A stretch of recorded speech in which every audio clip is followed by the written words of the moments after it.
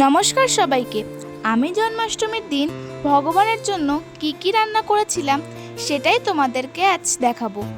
তো আমি বানিয়েছিলাম বাটার পনির, লুচি আর সিমাই। আমি প্রথমে ময়দাটাকে টক দই, তেল, লবণ আর বেকিং সোডা দিয়ে ভালো করে মেখে রেস্টে রেখে দিয়েছি।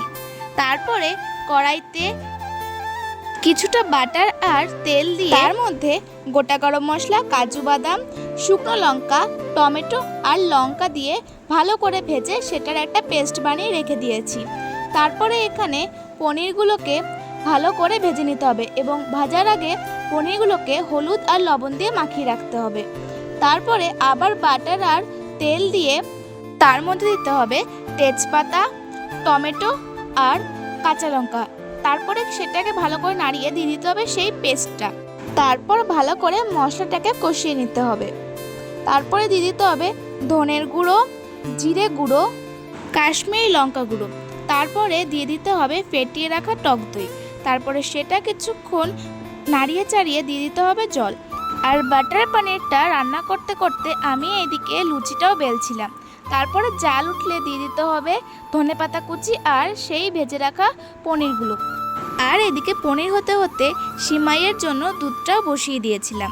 আর আমি এদিকে লুচিগুলো বেলে নিচ্ছিলাম। আর তোমাদের তো লবণের কথা বলতে ভুলেই গেছি, যখন তোমরা গুঁড়ো মশলা দেবে তখন কিন্তু লবণটা দিয়ে দিও। আর এখানে আমাদের পনিরটা কিন্তু রেডি। আর পনিরটা নামানোর আগে দিয়ে দেবে কাসুরি মেথি আর শাহি গরম মশলা। আর কাসুরি মেথিটা একটু হাত দিয়ে গুঁড়ো করে নেবে। এবারে এখানে আমি কড়াইতে ঘি দিয়ে সেখানে সিমাইটাকে ভালো করে ভেজে নেব।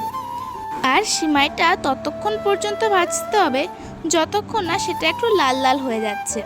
আর দুধটা একটু জাল উঠলে দুধের মধ্যে দিয়ে দিতে হবে এলাচ আর তেজপাতা।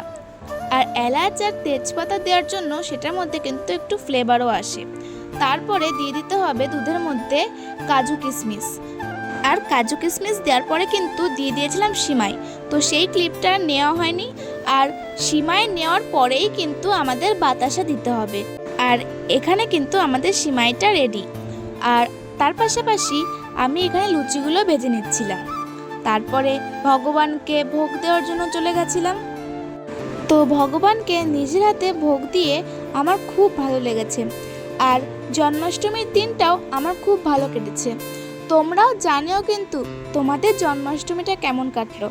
আর তোমরা ভালো থেকো।